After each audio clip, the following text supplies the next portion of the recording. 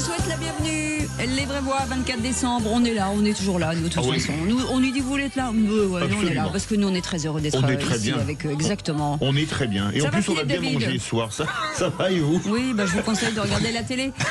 Première phrase, qu'est-ce qu'on va manger ce soir? Non, on va bien manger. J'ai une affirmation, c'est pas une question.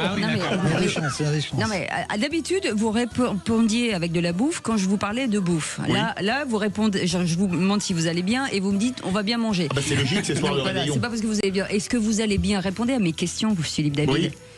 Ah, okay. Est-ce que je vais bien? Oui, ça va. Bon, je crois qu'on l'a perdu. Vous venez avec vos questions, j'ai avec mes réponses, comme disait Georges Marchais. Philippe David, vous l'avez entendu, l'inénarrable Philippe David avec Pascal Giral qui est avec nous, un chef d'entreprise et ancien commerçant. Ça va, Pascal Giral? Oui, ça va très bien. Je suis très impressionné par le pull de Philippe. Ah oui, c'est il n'y a pas la lumière dans toutes les pièces. Ouais. Le pull ou le personnage? Je crois que les deux. Allez, Samuel Botton est avec nous, communicant chez Step Conseil. Ça va? Sobriété. J'ai faim. Et voilà quelqu'un qui me comprend. Et le pull de Philippe est en train de mettre mes nerfs à rude épreuve. Oui, je ne parle pas de mes yeux parce que là c'est un calvaire total.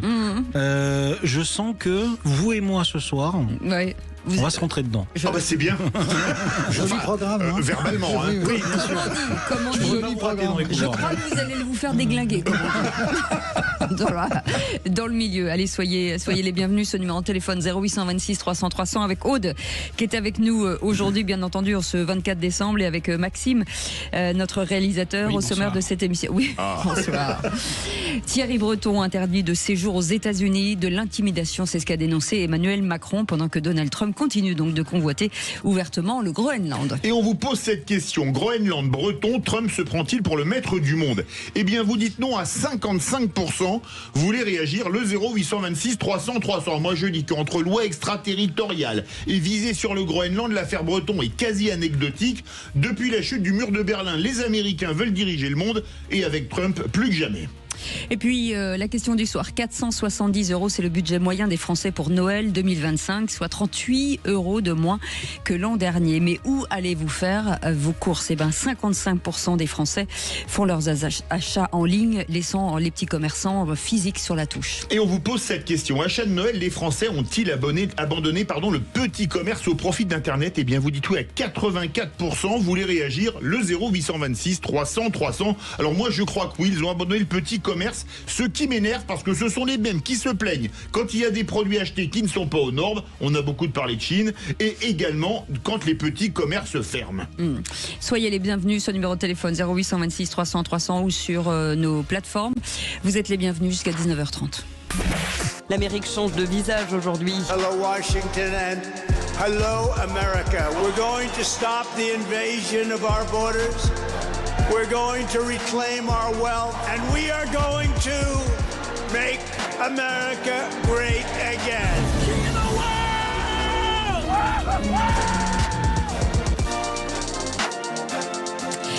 Et le 0826 300 300, je vais y arriver. Christian est avec nous de Béziers. Bonsoir Christian, bienvenue sur Sud Radio ce 24 décembre. Bonsoir, et puis joyeux Noël à tous. Joyeux Noël également. De très bonnes fêtes aussi à vous, Christian. Sur le fait que Thierry Breton soit persona non grata aux États-Unis, est-ce que ça vous choque? Alors, il y a déjà une remarque, c'est qu'en fait, si vous voulez, on ne peut pas critiquer le choix et la position de Trump. Je pense qu'il a une analyse qui est assez claire et qui est assez structurée dans sa tête, en regard aussi de ce qui se passe au niveau international, y compris avec la Russie et son petit chemin qu'elle veut faire avec ses pétroliers. Donc je crois que quand on fait une analyse, il faut la faire de façon complète. En ce qui concerne M. Breton, je pense qu'il devrait déjà réfléchir un tout petit peu avant d'attaquer les gens.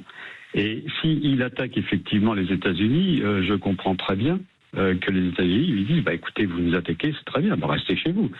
Donc si vous voulez, il y a une logique à avoir et une tenue à avoir par rapport aux gens. Et nous, on ferait bien de prendre exemple là-dessus et aussi de traiter les affaires de l'Algérie de la même manière. Ça veut dire qu'on ne peut plus critiquer, c'est ça que vous dites? Ça veut dire que quand vous critiquez...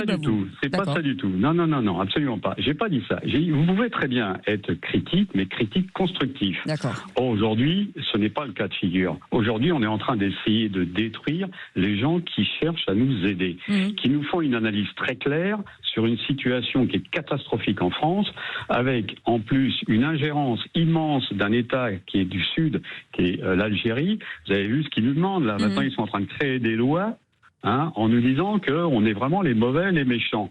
Soyons un petit peu logiques. Ces gens-là, ils sont pas contents qu'ils restent chez eux, d'accord? Et c'est ce que vous dit Trump. Trump qui vous dit, vous êtes en train de vous écrouler. Et on peut pas critiquer quelqu'un qui fait une analyse claire. Et c'est ce qui est important. Maintenant, son histoire avec le Groenland, c'est un autre débat. C'est un débat qu'il doit avoir avec Poutine. C'est pas avec nous qu'il doit l'avoir. Ah non, pour moi, c'est avec le Danemark qu'il doit l'avoir. C'est pas avec Poutine. Hein. C'est un territoire danois, c'est pas un territoire russe. Avec le Danemark. Non, mais attendez, je veux bien avec le Danemark, ça y a pas de souci. Mais à ce moment-là, demandez aussi à Poutine qu'il ait la même discussion avec le Danemark, la Suède et la Norvège. Et pourquoi pourquoi, à votre avis? Il n'y a pas d'ingérence. Non, mais réfléchissez un petit peu. Quand on veut créer un canal qui va permettre de créer une nouvelle voie pour les pétroliers sans demander l'avis aux pays qui sont adjacents, c'est quelque chose qu'on appelle une ingérence, non? Si c'est dans vos eaux territoriales en grande majorité, je ne vois pas tellement où est le problème. Hein. C'est quel canal dont vous parlez? Dans vos eaux territoriales, vous ne voyez pas où est le problème. Non, pas fondamentalement, je sais pas. Dans vos eaux territoriales, vous ne voyez pas où est le problème. Ah, si ce sont nos eaux territoriales, oui, bien sûr. Mais vous parlez de quel canal? Poser la vraie question. Vous parlez de quel canal? Je ne parle pas d'un canal, je parle d'un cheminement qui est actuellement en train de se préparer entre la Russie et la partie océan Atlantique par le nord. Oui. Généralement, les bateaux russes, ils partent par la zone qui est pas gelée, qui est vers Mourmansk-Savir-Romorsk, qui passe au-dessus de la Suède et de la Finlande, ou de la Norvège, pardon, et de la Finlande, et ils descendent le long de la Scandinavie. En général, pour accéder à l'Atlantique, ils n'ont pas trop de difficultés. Hein. Non, ils n'ont pas trop de difficultés, mais avec ce qu'ils sont en train de prévoir et en train de construire, je pense qu'ils auraient au minimum pu demander effectivement l'avis à tous ces pays qui sont des pays voisins. Oui, enfin, donc au lieu de systématiquement, si vous voulez, essayer d'attaquer les États-Unis et Trump, il faut se poser d'autres questions qui sont un peu plus sérieuses et qui sont des questions internes. C'est-à-dire, est-ce que réellement, nous, notre président, il a l'étoffe, il a l'aura, il a la capacité, il a l'écoute actuellement qui est nécessaire pour vivre dans ce monde où on sait qu'on a 3 entités internationales qui, elles, sont en train de dominer le monde. Est-ce que nous avons encore une place? Ça, c'est la grande question. Ça, c'est la grande question.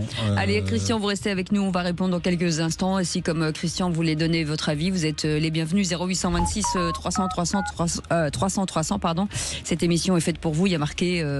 Qu'est-ce qu'il y a marqué? Open bar. Non, il n'y a pas marqué open bar. Il y a marqué parlons vrai. Absolument. Et voilà, c'est bien. Parce que j'ai soif. Open bar, c'est après. À tout de suite. Sud Radio. Sud Radio. Parlons vrai. Parlons vrai. Sud Radio. Parlons vrai. Les vraies voix Sud Radio, 18h-20h, Cécile Doménibus, Philippe David. Avec autour de cette table joyeuse, Pascal Giral, chef d'entreprise et ancien commerçant. Ça va, Pascal? Oui, très bien, merci. Tant mieux. Samuel Botton, communicant chez Step Conseil, ça va? Circonspect suite à la dernière intervention. On va répondre à Christian qui est avec nous de Béziers au 0826 300. Nous étions sur Thierry Breton, interdit de séjour aux États-Unis, de l'intimidation comme l'a dénoncé Emmanuel Macron, et puis sur le fait qu'il continue de convoiter ouvertement le Groenland. Donc forcément, ça crée des dissensions un petit peu partout, et on a l'impression que Donald Trump finalement veut être un petit peu le maître du monde. Philippe David. Mais déjà, ce qui est quand même gênant, c'est que quand même la première puissance mondiale. Déjà, c'est que pour le Groenland, il nomme déjà quasiment un gouverneur qui est déjà gouverneur de Louisiane, qui s'appelle Jeff Landry, qui est d'origine française, vu son nom, comme beaucoup de Louisianais. Comme si c'était fait. Comme si c'était fait. Mais c'est quoi ces méthodes? c'est quoi ces méthodes? Alors, ce qu'il y a d'extraordinaire, c'est Ou que c'est de l'intimidation. les Danois ont acheté que des F-35, c'est-à-dire que même si vous voulez récupérer leur territoire, bon déjà le Danemark face aux États-Unis, c'est pas le même poids, mais ils pourraient même pas faire décoller leurs avions, ce qui est quand même drôlatique. Et ça prouve quand même à quel point les Européens, qui sont tous à la remorque des USA, puisque à l'exception des Grecs, des Serbes, enfin la Serbie est pas dans l'UE, et des Croates, ils ont tous acheté des F-35 et ils voulaient surtout pas de Rafale. Et si maintenant ils ont un problème avec les Américains, ils appuient sur un bouton et leurs avions peuvent pas décoller. Royal.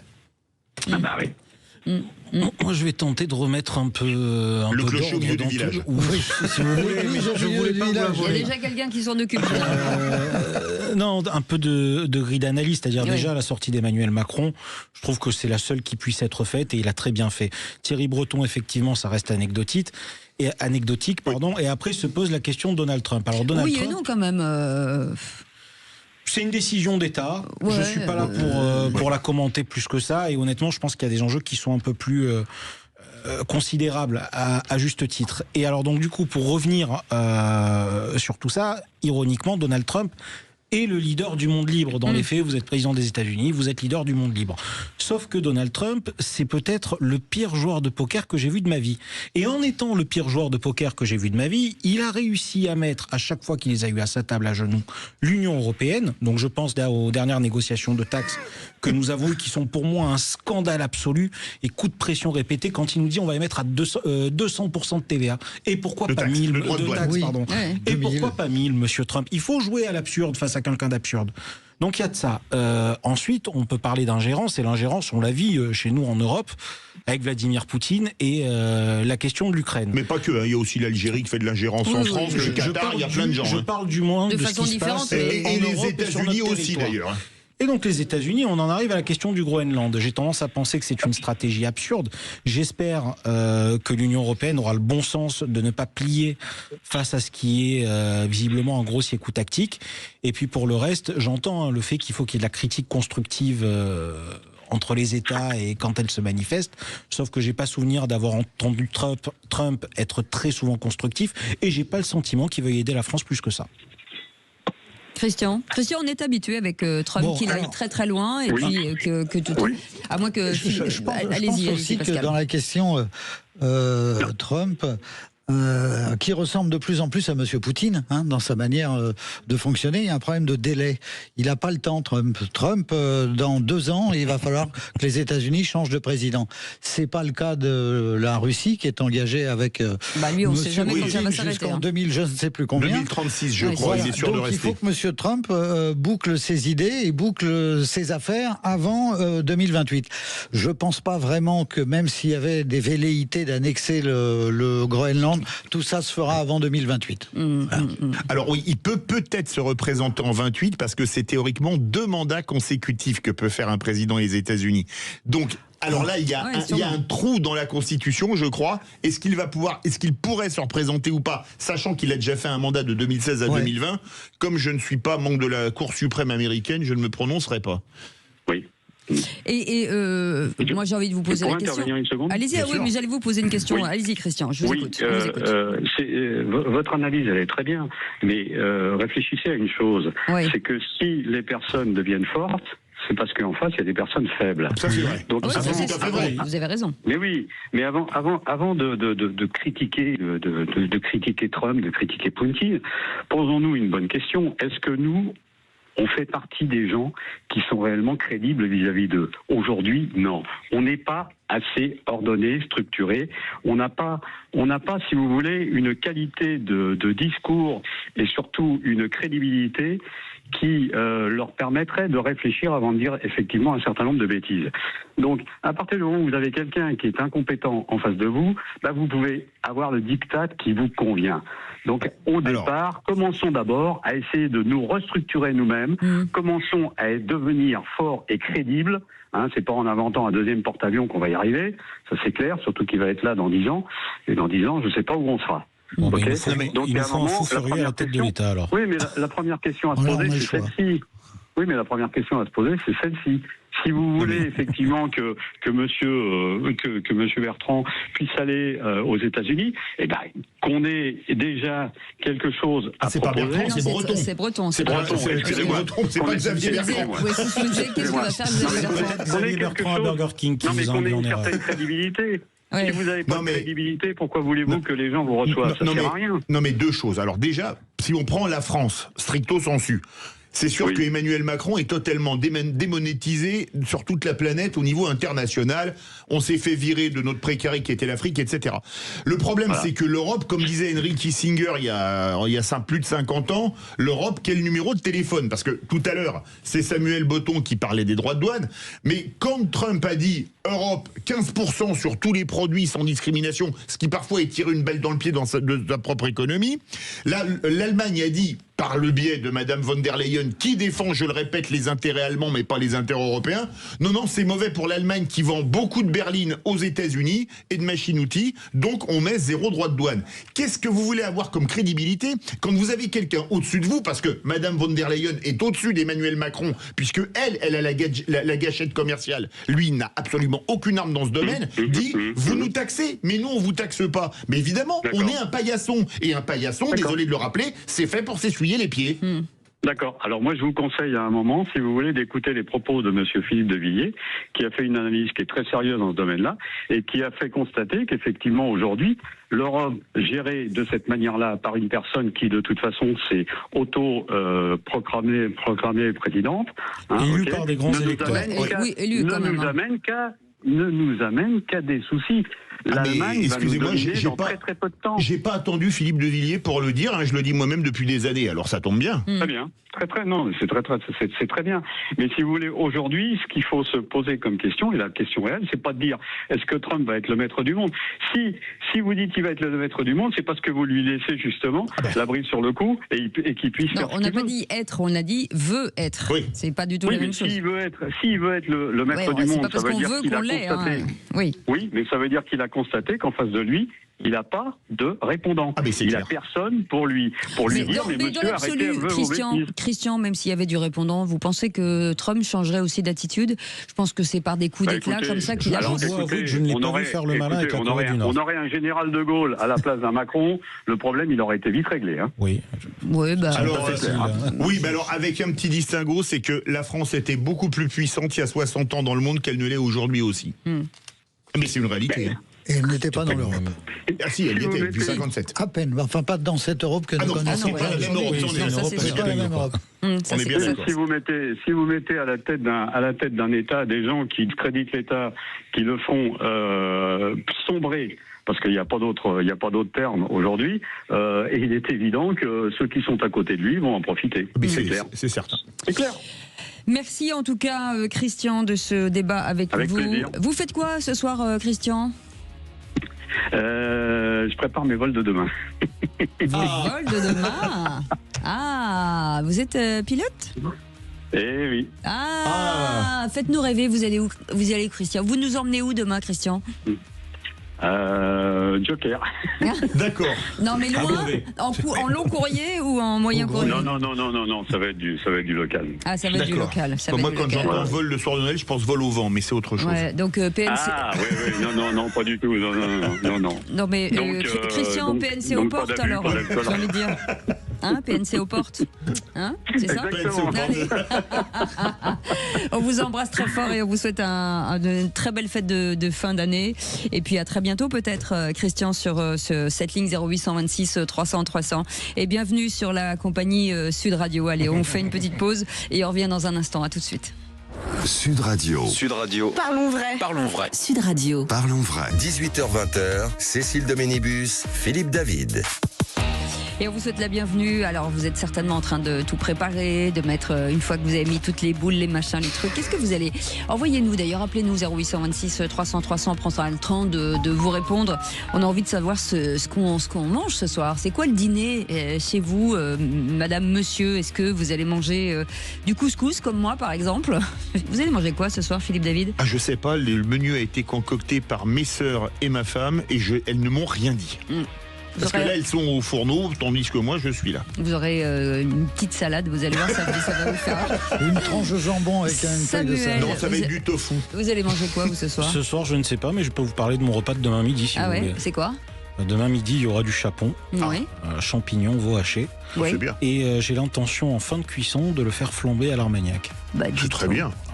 Donc ça veut dire que Samuel Botton cuisine. Ah oui. Ça, c'est important. Mais vous êtes bien placé pour le savoir. Absolument. Et vous cuisinez très bien.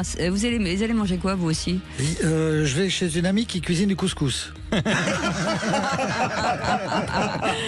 D'accord. Là, je peux vous dire un truc. Vous avez fait, pour les gens qui ne voulaient pas savoir où vous alliez, vous avez fait une boulette. J'ai rien dit. Vous avez fait une boulette. J'ai pas donné de nom. J'ai juste dit que j'allais manger du couscous. Boulette, mais qu'est-ce qu'il est drôle. Oui.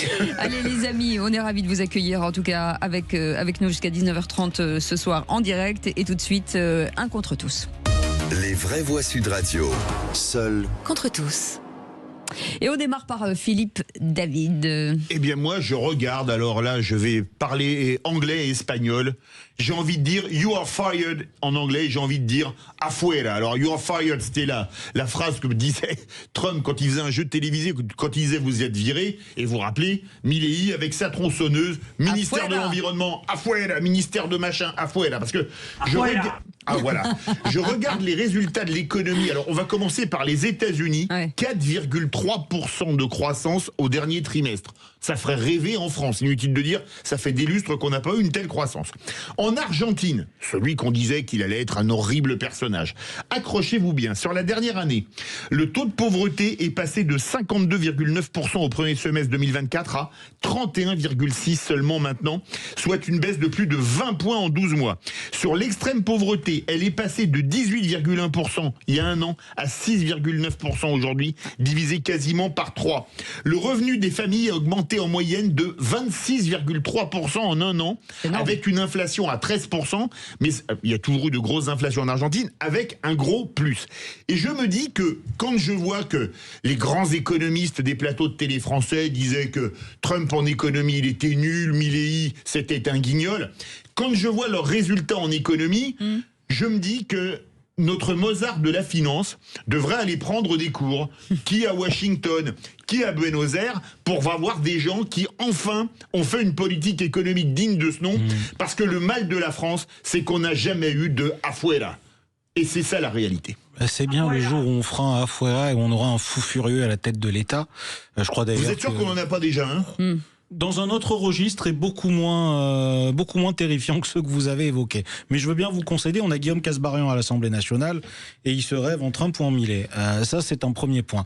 Vous savez, ça me fait penser à l'élève qui est très bon dans une matière à l'école, qui a un 19, donc en l'occurrence en économie, mais qui a 0 dans toutes les autres matières. Et si on faisait ça, Philippe, ça vous donnerait l'occasion tous les soirs de remettre l'église au milieu du village en nous expliquant que la France a abandonné sa politique sociale et les petites gens souffrent, ne peuvent plus se soigner, se retrouvent dans des situations désespérées, on va couper sur les questions de logements sociaux et sur bien d'autres choses, et en fait on va renier totalement ce qu'est notre pays. Moi je vous dis pas qu'il faut pas une remise à jour du logiciel de notre système social avec des équilibres à trouver en fonction des revenus et des familles.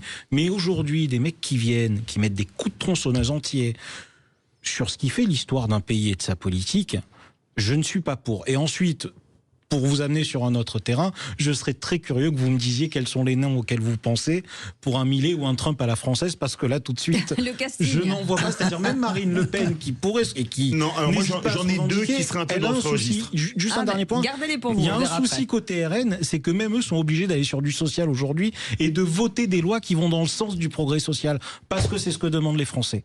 Pascal, Gérald. Oui, alors donc, admettons Philippe, on taille dans le gras.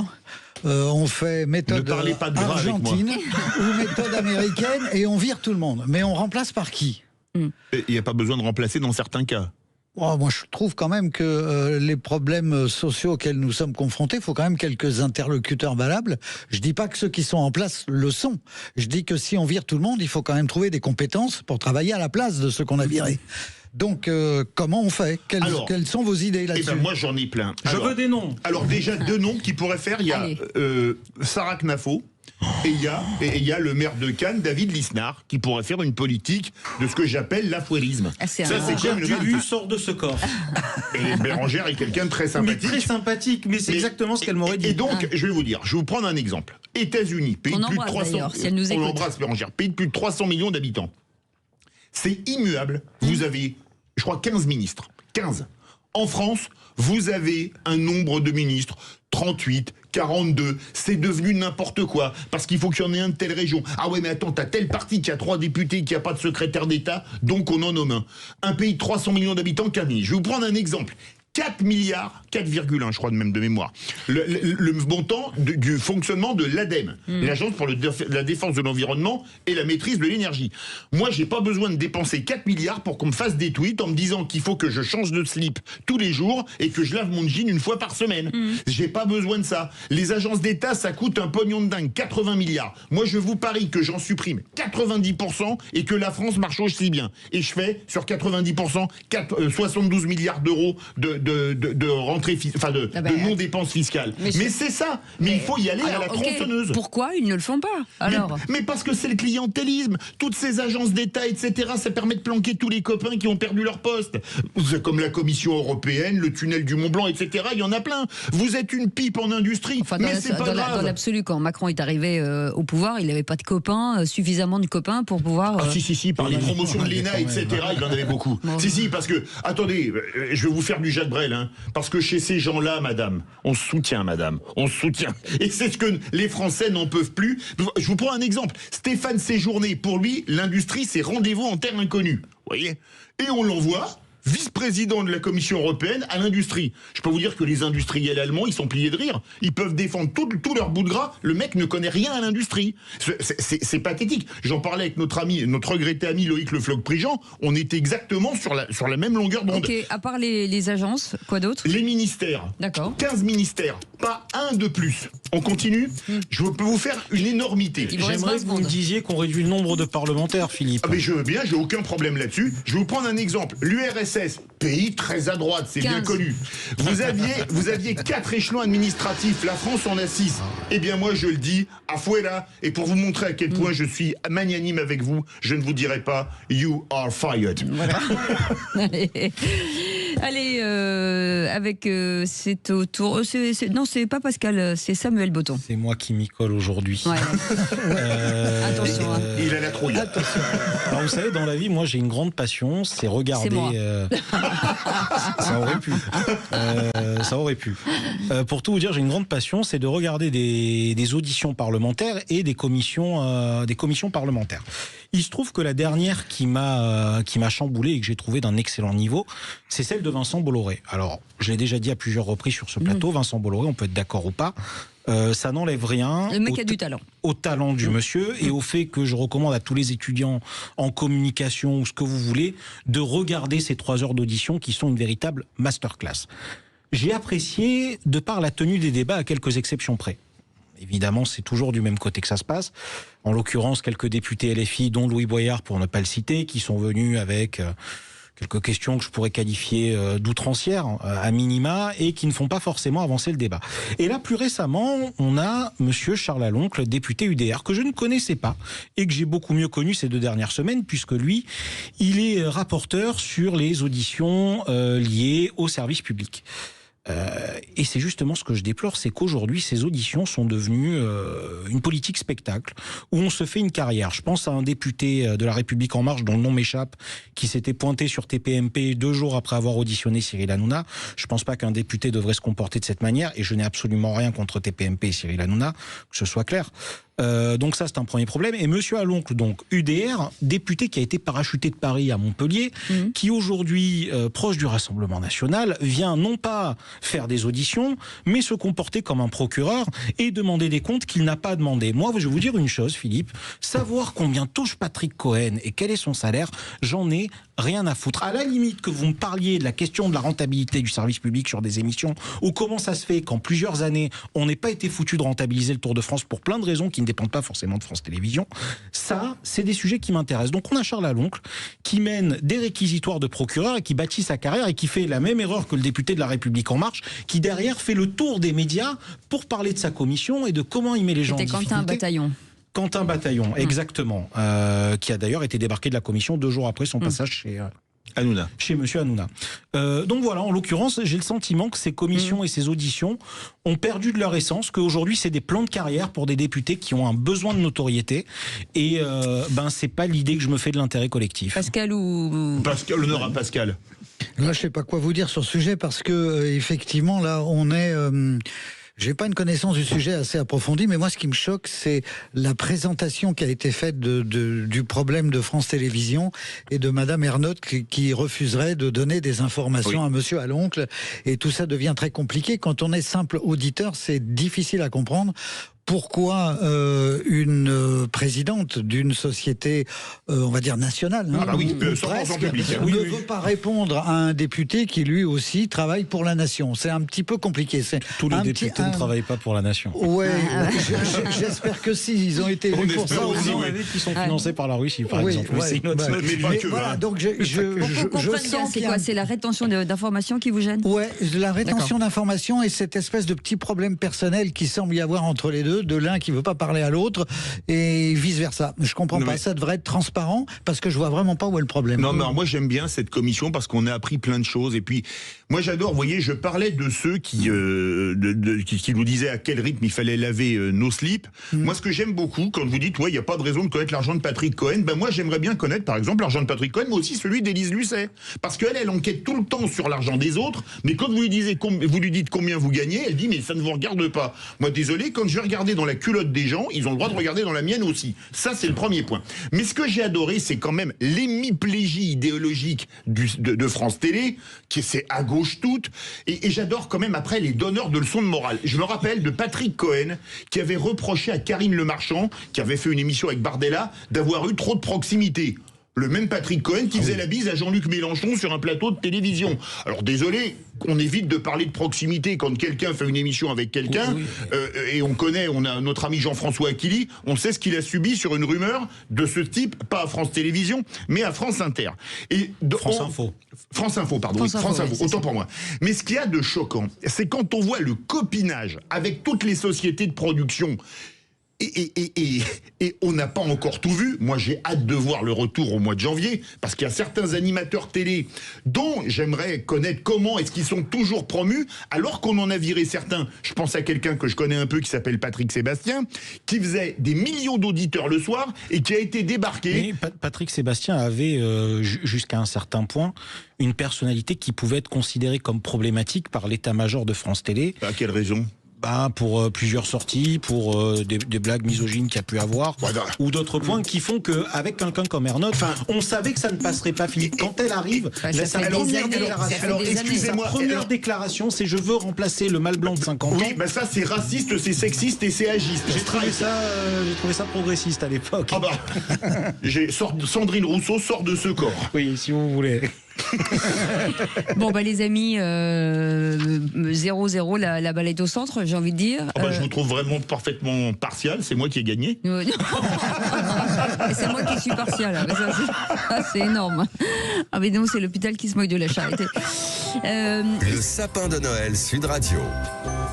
C'est dingue, c'est exactement ce que je voulais dire. On est connectés, c'est Non, mais il y a connecting people, je vous le dis. Moi.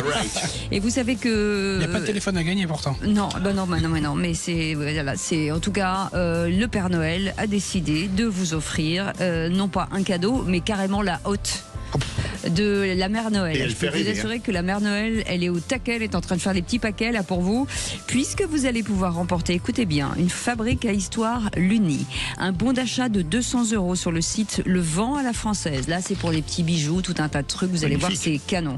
2 forfaits de ski pour la station Péragude, je vais y arriver. Un séjour pour 2 personnes au château Bonpin, magnifique château, c'est très joli, très élégant.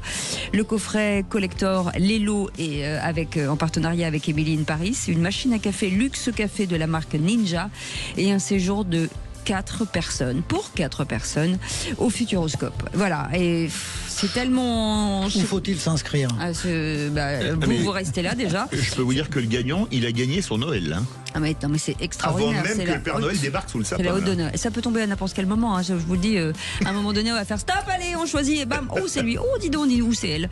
Vous allez envoyer quand même sapin, SAPIN, par SMS au 7 20 18 et cette hôte et sera certainement pour vous. Et on sera très heureux de vous prendre à l'antenne. Hein. Et aiguisez votre cri de la joie. Faites-moi un cri de la joie, Philippe. Oh. C'est ridicule. Non, mais Pascal. Bon. D'accord. Il est joyeux. C'est pas. C'est comme on dirait à Marseille. Et merci Cécile, vous êtes un tigre. Ah, voilà. Vous pouvez nous faire le cri de la joie, Cécile? Je suis trop contente. Merci. Allez, à tout de suite. Toute la famille Sud Radio vous souhaite de belles fêtes de fin d'année. Vraie Voix Sud Radio, 18h-20h, Cécile Doménibus, Philippe David. Et pour fêter ce réveillon autour de cette table, Pascal Giral, chef d'entreprise et ancien commerçant, Samuel Botton, communicant chez Step Conseil, et le cadeau, hein, c'est Philippe David, bien entendu. Ouais, j'ai même la tenue. Hein. Ah vous avez, qui clignote dans tous les sens. C'est psychédélique, Philippe. En fait, j'ai envie d'éteindre la lumière et de vous laisser illuminer comme ça. Regarde, oh là là, c'est Noël. Regarde-le, c'est trop mignon. Oui, ça prouve que je suis la seule lumière du studio. Eh ben vous êtes tellement beau dans le noir. Parce que vous avez un voilà, en tout cas, soyez les bienvenus. On est très heureux. On espère que vous allez passer un bon réveillon. Et si vous êtes tout seul, Sud Radio, en tout cas, vous accompagne, bien entendu. Allez, tout de suite, l'info en plus. Les vraies voix Sud Radio. Et avec Magid Deymat, direction l'Hérault, pour de fortes crues qui ont créé le chaos auprès des habitants. Et oui, Cécile, dans ce département, les pompiers ont dû répondre à plus de 1000 appels et effectuer 80 sauvetages, dont une femme enceinte bloquée et secourue en hélicoptère. L'Hérault a été placé en vigilance rouge avant de repasser jaune ce soir. Mais il y a toujours des habitants isolés, parfois sans électricité, comme c'est le cas à Pézenas, où nous retrouvons Sophie, une résidente sous l'eau, prise au piège pendant 2 jours avec sa famille. Bonsoir Sophie et bienvenue sur Sud Radio. Bonsoir Sophie. Bonsoir. Oui, bonsoir à vous. D'abord, on espère que vous êtes en sécurité avec votre famille. Vous avez donc subi des dégâts importants à cause de l'inondation. Dites-nous en plus.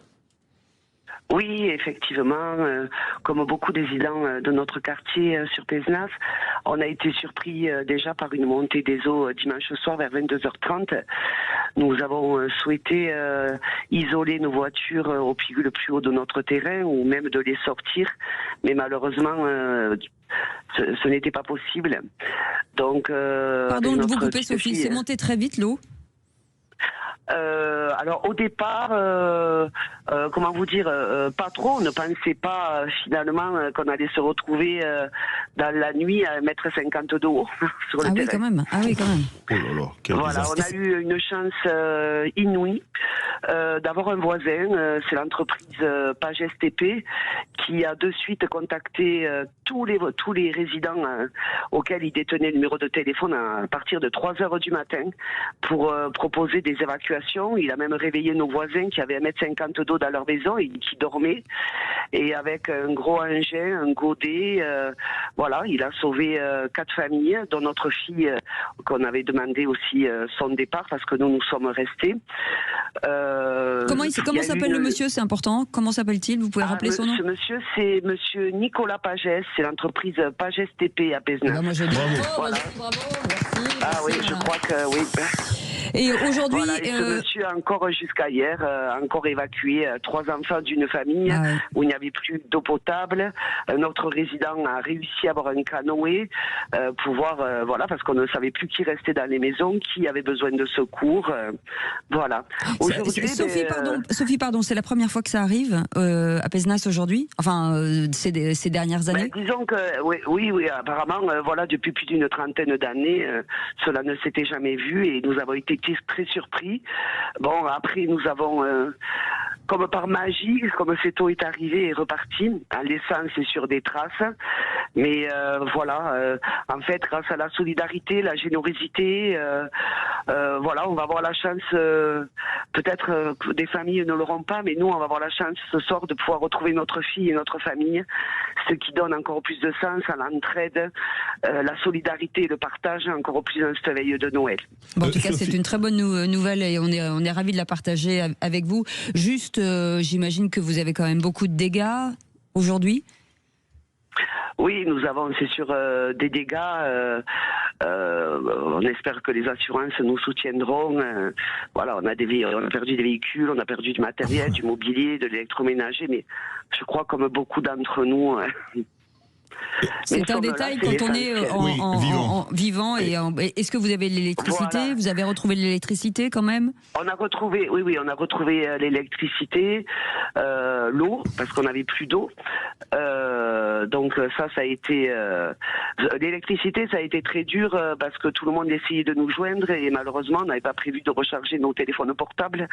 Donc on essayait de se limiter pour réconforter notre famille. Alors, nos amis. Est-ce que c'est important pour les assurances? Vous êtes en contact avec la mairie pour le passage en catastrophe naturelle, parce que ça c'est l'État qui décide, et ce serait un gros plus en termes d'indemnisation et de rapidité d'action des assurances. Pour l'instant, non, nous avons contacté nos assurances, mais je pense que des choses vont être mises en place. On peut espérer que le décret de catastrophe naturelle soit prononcé, parce qu'en plus, c'est pas la seule commune qui a été frappée par ces intempéries quand même. Non, du tout. Toutes les communes environnantes ont été touchées, des quartiers, voilà. Et encore, nous sommes jeunes mais je plains, nous avons vu une famille, et nous avons vu une famille que M. Pagès a évacuée aussi, un couple de personnes âgées avec un chien sur toiture. C'était dur à vivre. Voilà, pendant 2 jours, on s'est cru vraiment dans un autre monde. Mais c'est ce qui est génial, c'est ce que vous dites. Vous le connaissiez, votre voisin? Est-ce que vous connaissiez votre voisin? Ou c'est l'occasion aussi de les avoir rencontrés et du coup ça va créer, j'imagine, quelque chose d'assez exceptionnel à la veille de Noël? Ah oui, là, cette preuve d'humanisme, de bienveillance, ça ne pourra jamais s'oublier. Eh ben, en tout cas, Sophie, merci de ce témoignage qui nous fait chaud au cœur et on est content que vous alliez bien. Oui. Vous avez besoin de quelque chose, qu'on vous envoie quelque chose, on peut vous aider, vous n'hésitez pas. Oui, c'est très aimable, mais nous sommes bien entourés et peut-être que des familles ne le sont pas. Oui, absolument. Je vous remercie profondément. Je vous en prie, Sophie, je peux vous envoyer Philippe David avec son pull pour vous faire rire aussi. Non, mais il me sied bien. Et on embrasse Sophie et vraiment et tous les merci en tout cas. Les personnes victimes des sinistres. Et encore merci à cette entreprise qui a été très bienveillante pour nous tous. Et ben vous pouvez la citer de nouveau, Sophie. Nicolas Pagès, entreprise TP. Et ben voilà, à Pézenas, merci beaucoup. On vous souhaite, quoi qu'il en soit, de très belles fêtes de fin d'année et bien entendu que l'année 2026 commence sous les meilleurs auspices et puis vous embrassez tout le monde autour de nous. Exactement, et on vous en envoie du soleil. Merci beaucoup, Sophie. Merci beaucoup. Prenez bien soin de vous. Allez, vous restez avec nous un instant. À très bientôt. On fait une petite pause. Le coup de gueule de Philippe David. Quand on entend Sophie, on se dit qu'il y a des gens qui ont la reconnaissance pour ceux qui les ont secourus. C'est pas le cas partout en France. Vous allez voir. Et tout de suite. Tout de suite, on va parler des incontournables de la crypto-monnaie avec Thomas Binet. Et on revient dans un instant. À tout de suite. Vraie Voix Sud Radio, 18h-20h, Cécile de Ménibus, Philippe David. Du couscous à Noël, fallait y penser. Du couscous à Noël, ça c'est une idée. Ouais. Bien sûr que c'est une idée, le couscous à Noël. Oui. Dites-nous, envoyez-nous des SMS, dites-nous si vous allez manger du couscous ce soir. Et dans cette émission, je trouve qu'il y a une belle brochette. Oui, c'est bien. Oh, c'est beau ce que vous dites. En tout cas, autour de cette table, monsieur Pascal Giral. Attention, un chef d'entreprise et ancien commerçant. Monsieur Pascal Giral. Monsieur Samuel Botton. Je sais pas où vous mangez le couscous, mais avec des brochettes, j'en ai rarement vu. Ah bah si, à côté, je vous amène. Oui. D'accord, c'est noté. Ah, il est très bon. Il fait des mix, Philippe. De toute façon, il est capable de faire une raclette couscous. Et lui, il est capable. Un peu. Ah bah ouais, même plus si vous voulez. Oui. Vous devriez aller chez Otakos. Oui. Non, j'ai d'autres références. Non mais ça y est, non mais les gars, non mais c'est une émission vous savez culinaire. que depuis tout à l'heure vous parlez entre vous là, vous savez, ça fait quand même 2 fois qu'on vous le dit. Je dis ça, je dis rien. Pas parce que c'est Noël, donc je vous laisse faire. Je sens que vous avez envie de parler, mais c'est le moment aussi d'écouter Philippe David et que lui. Les vraies voix Sud Radio. Le coup de gueule de Philippe David. Comme d'habitude, je vais remettre le clocher au milieu du village, le village de Colombier-Saunieux, dans le département du Rhône. Pourquoi Colombier-Saunieux ? Parce que c'est sur le territoire de cette commune que se trouve l'aéroport de Lyon-Saint-Exupéry et que l'atterrissage d'urgence du vol Air France 7562 qui reliait Orly à Ajaccio samedi dernier est à l'origine de comportements qui me mettent hors de moi. Rappelons les faits que nous avons d'ailleurs analysés en compagnie de Gérard Felzer, expert aéronautique dans les vraies voies avant-hier. Samedi, en fin d'après-midi, un Airbus A320 d'Air France reliant Orly à Ajaccio est victime d'un incident de pompage moteur, des bouchons d'air se créant au sein d'un des moteurs, bouchons d'air qui causent de fortes vibrations. L'équipage respecte la procédure qui tient en 2 points, arrêt du moteur concerné et diversion d'urgence pour que tout se termine par un atterrissage sans le moindre blessé, même léger, à Lyon. Une conclusion qu'on pourrait appeler de happy end pour utiliser un terme cher au cinéma américain, mais pas de fin heureuse pour certains passagers qui ont décidé de porter plainte contre la compagnie aérienne pour mise en danger de la vie d'autrui. Et je n'en peux plus de cette américanisation de la société française où on peut désormais porter plainte pour tout et n'importe quoi. Oui, il y a eu un problème technique qui n'est pas le premier et qui ne sera pas le dernier parmi les milliers d'avions qui volent jour et nuit dans le monde entier. Mais cet incident a été parfaitement géré puisque l'avion a pu se poser et qu'il n'y a pas eu le moindre blessé. Certains se sont vus mourir et on imagine le stress vécu et se plaignent du manque de communication au sein de l'appareil. Pour ma part, je préfère que l'équipage dans le cockpit ait préféré gérer la crise en gérant parfaitement un atterrissage d'urgence avec un seul moteur, plutôt que parler aux passagers, leur concentration et le stress devant être maximum à ce moment précis, alors qu'ils étaient face à une situation qui ne leur était probablement jamais arrivée hors simulateur. Bref, pour ma part, je leur aurais plutôt offert une bouteille de champagne à sabrer pour fêter le fait que tout se soit bien terminé, plutôt que déposer plainte contre eux. Manifestement, certains n'ont pas de reconnaissance envers ceux qui leur ont sauvé la vie. C'est une plainte contre Air France, oui, mon cher Philippe, et je vais vous dire une chose. C'est leur droit. Je vais vous donner un autre exemple. Imaginons que demain, j'aille aux urgences avec un mal de ventre, que j'attende dans le couloir et que finalement, on se retrouve à déclencher un code rouge parce que mon état de santé s'est empiré et que le personnel soignant est passé à côté de quelque chose. Alors bravo, on va me sauver la vie. Mais à ça, j'y reste. Donc oui, je suis dans mon droit d'attaquer l'hôpital. Eh ben c'est exactement pareil pour ces gens-là qui ont décidé, c'est-à-dire vous pouvez offrir une bouteille de champagne à l'équipage et porter plainte contre Air France. Ça me choque absolument pas. Et je finirai sur un mot d'ironie. Vous nous avez demandé un Trump à la française et vous déplorez l'américanisation des procès sur des affaires comme ça. Il s'agirait de vous y retrouver. Je ne prends que les bons côtés des États-Unis. Pascal Gérald. Oui, moi je suis un petit peu surpris. D'abord, oui, effectivement, je vous rejoins.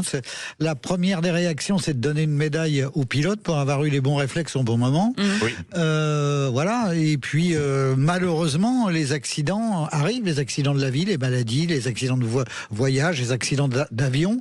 Et le principal, c'est d'avoir pu réagir vite et au bon moment. Et rien que pour ça, on devrait les féliciter et la plainte la mettre un petit peu de côté pour voir si elle se justifie vraiment. Parce que les avions d'Air France sont parfaitement entretenus, ça c'est clair, c'est un des meilleurs services du monde en termes d'entretien d'avions. Ils entretiennent même des avions d'autres grandes compagnies. Et ce type de problème, Gérard Felzer nous le disait d'ailleurs, ça peut arriver. Ça peut arriver, malheureusement. Il disait, si je me souviens bien, que ça n'était pas non plus un fait très grave. Voilà, il disait en plus que c'était pas un fait très grave. Alors je veux bien qu'on ait eu du stress. Moi, ça m'est déjà arrivé d'avoir de très très grosses turbulences en avion. Après que ces gens demandent ou que Air France se dise, bah voilà, pour ce que vous avez vécu, on vous offre un billet d'avion ou quelque chose. Pour la destination que vous voulez. Voilà, ou je sais pas, un bon d'achat, de trucs, je comprendrais effectivement, parce que là. Bien sûr, mais porter plainte pour mise en danger de la vie d'autrui, parce qu'un réacteur, c'est hyper fiable, mais il peut y avoir un problème sur les milliers de réacteurs qui tournent en ce moment dans le ciel du monde, et malheureusement, malheureusement, le risque fait partie de la vie. Je vais vous dire. Et ces types d'avions sont étudiés pour voler avec un seul réacteur. Absolument. C'est pour ça qu'il a pu se poser. Le deuxième, c'est un réacteur de secours, on va dire entre guillemets. C'est ça. Merci beaucoup Philippe David, à retrouver bien entendu sur nos réseaux sociaux en podcast, et on va revenir sur cette question du soir où on se demande effectivement où voilà. Allez, à demain. Salut. Bonsoir, merci d'être avec nous. Où êtes-vous allé acheter vos cadeaux? Est-ce que vous êtes allé sur Internet ou est-ce que vous êtes allé chez les petits commerçants? Eh bien, vraisemblablement que vous êtes allé en majorité sur les sites de commerce. Et on vous pose cette question, un chat de Noël, les Français ont-ils abandonné le petit commerce physique au profit d'Internet? Eh bien, vous dites oui à 84%. Venez nous dire comment vous achetez. Tiens, par exemple, pour ce qui va sous le sapin, mais également pour ce qui va aller dans l'assiette ce soir au réveillon et demain. Vous allez plutôt en grande surface ou plutôt chez votre boucher, chez votre pâtissier pour la bûche? Venez témoigner au 0826 300 300. Et puis moi, je récupère un peu de vocabulaire et je reviens dans un instant. Allez, à tout de suite. Sud Radio. Sud Radio, parlons vrai. Parlons vrai. Sud Radio. Parlons vrai. 18h-20h, Cécile de Ménibus, Philippe David.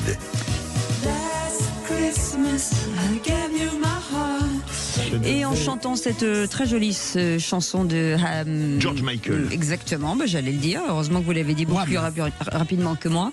Avec Pascal Gérald autour de nous, chef d'entreprise et ancien commerçant, Samuel Botton, communicant chez Step Conseil.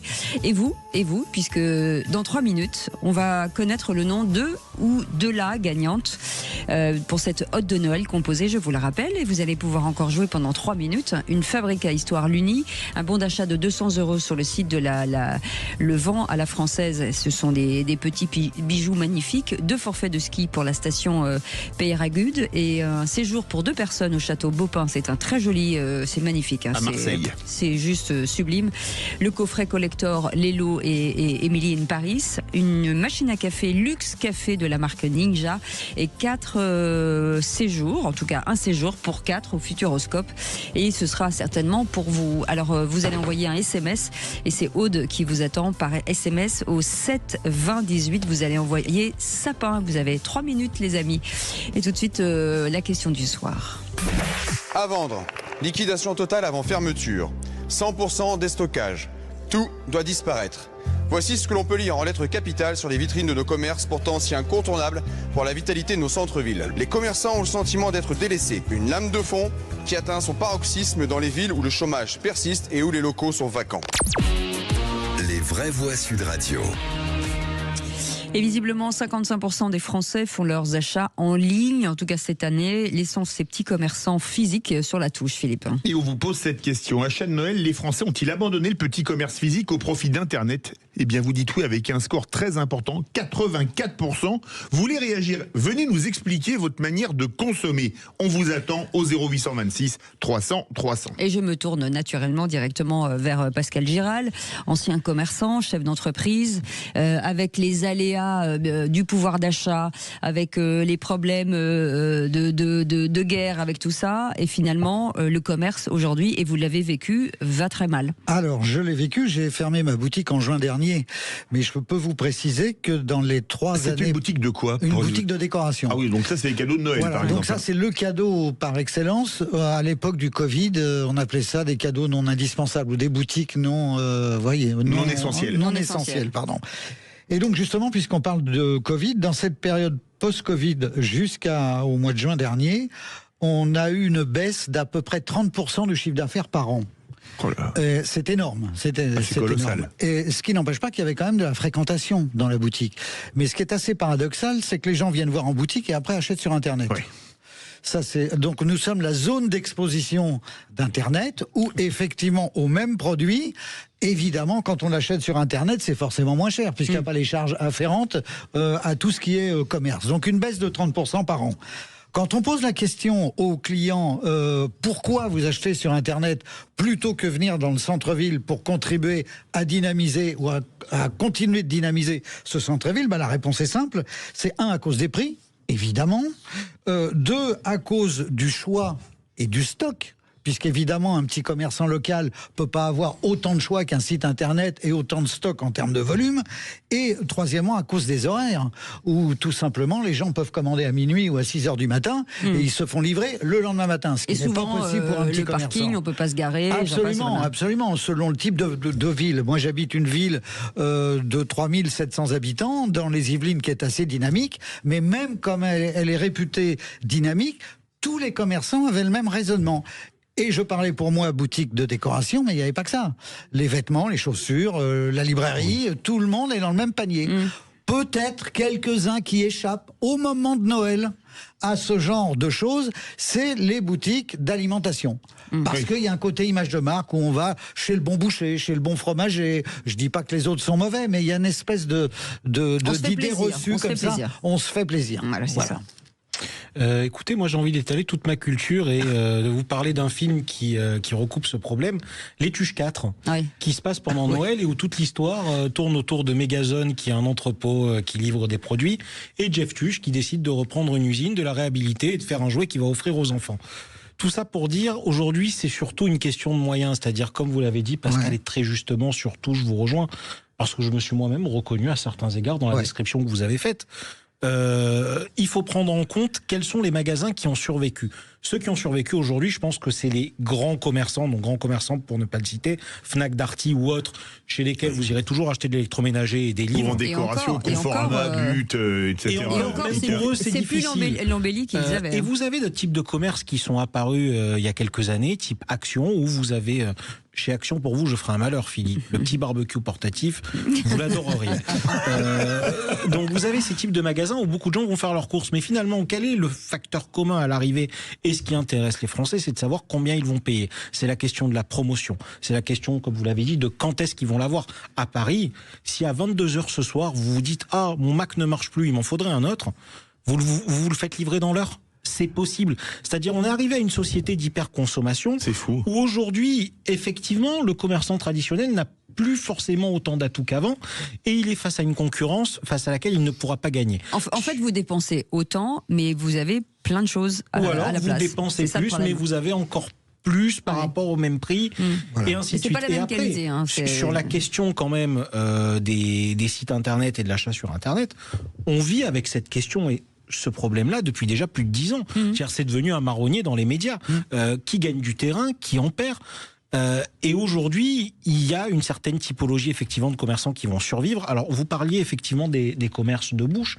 Même sur les commerces de bouche, aujourd'hui, le panier moyen des Français, c'est devenu très délicat. On se rabat vers des enseignes supermarchés, hypermarchés, pour aller chercher différents types de produits et des promotions.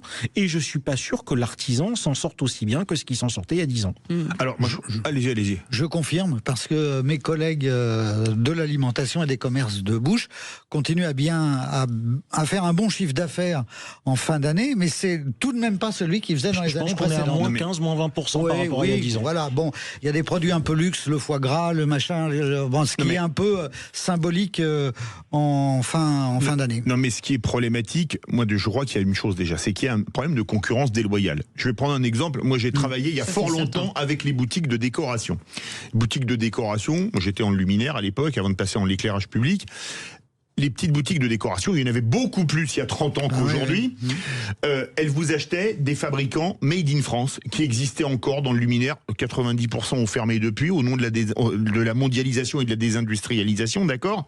Et ils avaient du produit de qualité fabriqué en France. Et moi, je crois que consommer, c'est voter. C'est ce que dit une voix de Sud Radio qui s'appelle Perico Légas. Oui, mais des fois, vous n'avez pas les moyens de voter, Philippe. Oui, mais alors, le souci qu'il faut se poser, je crois qu'il faut poser le problème à l'envers. C'est que si depuis 30 ans, on a fait comme ça, elle est toujours au moins cher, parce que le petit commerçant, le fabricant français, il payait les retraites, il payait les cotisations sociales, il payait la maladie, alors que le produit qui arrive par Chine, qui est envoyé, qui est même pas aux normes, etc., lui, il paye rien du tout. C'est ça la vraie question. C'est pour ça que je dis que consommer, c'est voter. Ça, c'est le premier point. Et le deuxième point, c'est qu'il y a quand même aussi une responsabilité des pouvoirs publics. Quand vous voyez dans certaines villes, c'est pas a priori le cas dans la vôtre, mon cher Pascal, je n'en vois pas en particulier, mais il y en a une du côté de la capitale de la France. voyez qui je veux citer, où on ne peut plus circuler dans Paris. Et puis si vous achetez un meuble ou un truc encombrant, le prendre dans le métro ou dans le RER ou dans le bus, c'est pas très pratique. Même quand vous avez des paquets, même quand vous avez des paquets. Toujours pas de vous les faire piquer en plus. C'est vrai. Et donc, je crois que là, les maires ont une responsabilité énorme. C'est que quand ils ont fait déserter les centres-villes aux consommateurs, et ben on voit le résultat. Alors là, je suis pas d'accord. Je vais vous prendre un exemple que je connais très bien. Marseille, la politique de Jean-Claude Gaudin pendant 25 ans, qui a consisté à tout centraliser dans le centre. Avant de partir, vous savez ce qu'il nous a laissé? Il nous a laissé un centre commercial hideux sur le Prado qui ne sert à rien et qui pourrit la vue du stade Vélodrome. On a aujourd'hui le centre bourse qui est à la ramasse et donc Benoît Payan qui essaye de proposer un plan de reprise. On a eu droit aux terrasses du port. Les terrasses du port, ça y est, ça a plongé. Les docks, l'épopée des docks à Marseille, il en reste plus rien aujourd'hui. Il y avait des halles commerçantes avec des restaurants, des petits restaurants, des petits échoppes. Ils ont tous fermé les uns après les autres sans que la municipalité et les organismes compétents n'aient levé le petit doigt. La rue de la République, rénovée à grands frais, qu'est-ce qu'il en reste aujourd'hui? Un resto Splendido qui nous a été amené de Paris et qui aujourd'hui est totalement vide, sinon plus rien, des commerçants qui font la tête. Donc, les maires de grandes villes, mais ils ont essayé des choses. Ils ont essayé des choses, oui, mais ils les ont pas essayé de la bonne manière. C'est-à-dire quand vous mettez 5 points névralgiques de commerce sur une zone qui ne dépasse pas les 10 km à la ronde, à un moment, vous tirez des balles dans la tête de l'un et des balles dans la tête de l'autre. Parce qu'au milieu de ça, j'ai oublié de vous parler de la rue Saint-Féréol, qui était le grand axe commerçant historique. Quand vous parlez de commerce, de fêtes, de Noël, d'éclairage, c'était la rue de Rome. Aujourd'hui, il en reste quoi? C'est une rue qui est à l'abandon. Parce que d'une part, il n'y a plus d'argent, mais surtout, on a trop de lieux de consommation. Donc c'est là que le problème a été mal pris. Puis après, mettez-vous à la place du père, de la mère de famille, du citoyen. Mais alors, pour connaître un petit peu Marseille moins bien que vous avez également toutes les zones à l'extérieur, plan de campagne qui est gigantesque et qui est ouverte le dimanche. C'est pas la même type. Le Merlan, Carrefour Merlan, qui est un des plus grands débits J'ai fait une partie de l'éclairage des magasins et bien d'autres choses, mais qui rentrent pas dans ce contexte-là. C'est-à-dire les gens sortent de la ville pour aller trouver moins cher. Aujourd'hui, dans la ville, vous avez les grands magasins, les beaux magasins, tout ce que vous voulez. Mais on ne peut plus y aller. Mais pourtant, forcément, quand les gens vous dites qu'ils rentrent dans votre commerce Pascal Giral, on sent quand même qu'ils ont besoin de flâner, qu'ils ont besoin de toucher l'objet, qu'ils ont besoin de... Alors, en matière de décoration, oui, on a besoin de palper le produit pour voir ce que ça donne, si c'est pas du plastique bas de gamme. Mais même si les vêtements, il faut les essayer. Mais ils repèrent les marques et ils vont les acheter via des sites internet. Ils me l'ont dit, les clients me l'ont dit. Pas très finement d'ailleurs pour certains, en nous disant on vient voir chez vous parce que c'est très bien, vous avez du choix, mais vous êtes un peu cher quand même, alors on va peut-être aller l'acheter ailleurs. Vous voyez, c'est quand même. Mais ils vous le disent, il n'y a pas de honte. Prenez n'importe quelle marque de fast fashion. Vous commandez, vous recevez, vous essayez, ça va pas, vous renvoyez. Fin du problème. C'est-à-dire aujourd'hui, on est face à des enseignes qui sont devenues hyper flexibles. Ouais, mais c'est pas pareil. C'est pas pareil. Mais il y a des gens, ils ont pas le temps, ils ont pas envie. Je vais jouer les gros ringards. Enfin non, je vais pas jouer. Pas sur ce moi, je suis comme vous. Moi, je suis un gros ringard. Moi, je n'achète rien par Internet ou pas. Ah si, il y a une chose, les billets d'avion ou les billets de train, parce que maintenant, on n'a plus le choix. Et puis, je vais pas aller me taper 2 heures de queue à la gare. Vous voyez ce que je veux dire? Vous l'imprimez chez vous, donc c'est la seule chose que je prenne encore par Internet ou éventuellement réserver un hôtel par téléphone ou par Internet. Mais moi, j'aime bien aller voir le commerçant avec qui on a une relation humaine, avec qui on parle, avec qui on discute, qui vous offre un conseil, etc. Et ça a un prix, ça a un coût. Mais c'est comme je veux dire, c'est comme acheter de la nourriture. Moi, j'aime bien aller voir le traiteur ou le boucher, regarder la viande, regarder même le conseil. Mais le conseil. Le conseil du commerçant. Et puis, bien sûr, et c'est, par exemple, moi, acheter des vêtements en ligne. Désolé, c'est pas mon truc. Enfin si, ça c'est ma femme qui me l'a acheté, mon pull qui fait de la lumière. Elle a dit XL, ça ira bien. Vous vous heurtez à la question du pouvoir d'achat et des nouveaux modes de consommation de la nouvelle génération. Aujourd'hui, elle est sur les réseaux sociaux, sur Instagram, sur TikTok, elle scrolle, elle achète en direct. Mais j'ai l'impression qu'on est encore durant le Covid où plus personne sortait de chez soi pour faire quoi que ce soit. C'était une tendance qu'on avait déjà avant. Bah ouais. Détrompez-vous puisque pendant le Covid, il y avait des gens qui vendaient en dépôt-vente.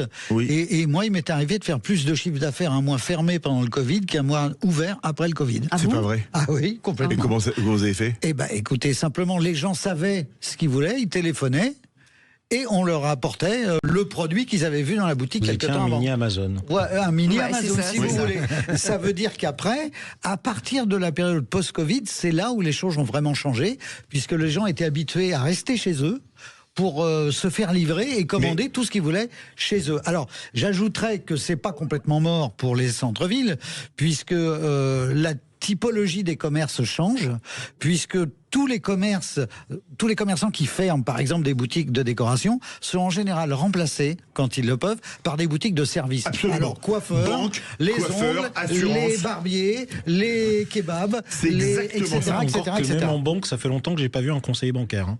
Oui, ça c'est pas faux non plus. Ouais, mais ils sont en vacances, en RTT ou en... Il y en a un il y a un plateau de 3 personnes pour tous les clients de l'agence. Mais ça pose question quand même. C'est la relation humaine dans le monde actuel. C'est quand même quelque chose. Vous appelez votre banque, tapez dièse, tapez étoile. Ouais. J'ai jamais ça, moi, j'ai pas ça. Ah ben ça existe encore. Moi, vous savez comment j'ai choisi ma banque? Non. J'ai pris une carte et j'ai mis mon doigt, j'ai fait ça. Et ben je suis tombée dans une ville, j'ai appelé et ça fait 25 ans que j'ai la même personne parce que je suis allée dans un petit village qui est une petite banque où la personne est encore là, est toujours là depuis des années. Moi c'est pareil, dans ma banque c'est ça, mais par contre il y a d'autres services où c'est tout taper 1, taper 2, taper 3. C'est absolument incroyable. C'est fou. Et il y a plus de relations humaines. Il faut changer, ma bonne dame. Qu'est-ce que vous voulez que je vous dise? Moi, c'est mon bon monsieur. Oui, c'est vrai. C'est vrai. Merci en tout cas, mes amis. Et nous avons quelque chose d'important à faire. Important. Le sapin de Noël, Sud Radio. Et nous allons appeler parmi les centaines et même des centaines de SMS pour cette ode de Noël. Nous allons direction Alès. Si vous êtes à Alès. Bonsoir. Oui. Bonsoir. Hugo, bonsoir. Oui, bonsoir. C'est Cécile de Ménibus et Philippe David de Sud Radio. Oh, super chouette ça. Bonsoir. C'est pour une bonne nouvelle, je suppose. Là, elle est mieux que bonne. Vous n'avez pas payé la ligne, on nous dit que vous n'avez pas payé le téléphone. J'aurais pu m'arriver. Écoutez, Hugo, vous êtes le grand gagnant de cette ode de Noël. Oh, c'est fantastique. Alors là, belle surprise. Belle surprise pour un 24 décembre. Le Noël va passer chez vous, Hugo. Vous êtes à Alès, c'est ça? Oui, je suis près d'Alès, un petit village près d'Alès, exactement. Où exactement?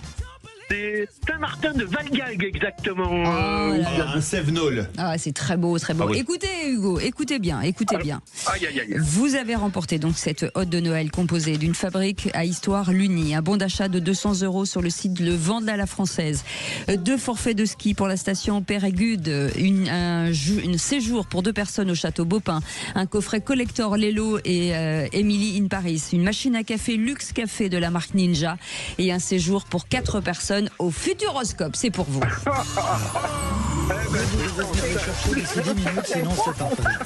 C'est la série, c'est la loi des séries.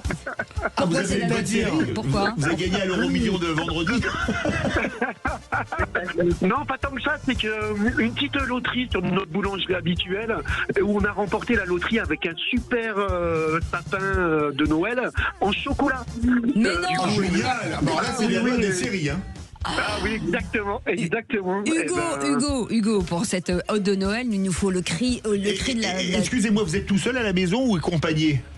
Je suis accompagné. Alors maintenant, je viens d'écouter. Mettez-le tout le monde. Alors, voilà. On va essayer de se faire un petit cri. Alors, on fait pas ça sur demande, mais exceptionnellement, on va se faire un effort. Allez. On se fait un petit cri. Pour moi, je viens de gagner un lot sur Sud Radio avec. Non mais attendez, Hugo, c'est pas un lot, c'est la ode du Père Noël. Oui, c'est la hôte complète du Père Noël, là, effectivement. Allez, c'est parti. Oh,